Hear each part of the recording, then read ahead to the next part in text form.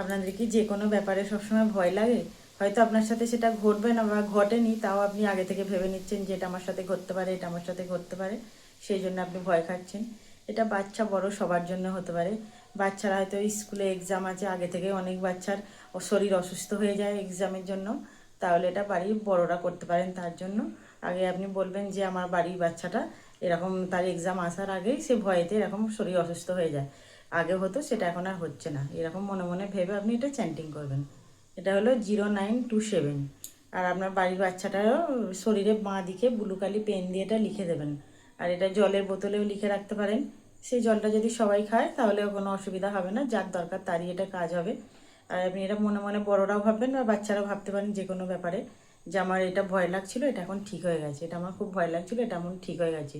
সারাদিনে সকালের দিকে 3বার করবেন, আর রাতে 3বার, দুপুরে 3বার। এবার সারাদিনে আপনি যখনই ভয় লাগছে বা যে কোনো কাজের মধ্যে থাকলে তখনই এটা চ্যান্টিং করবেন।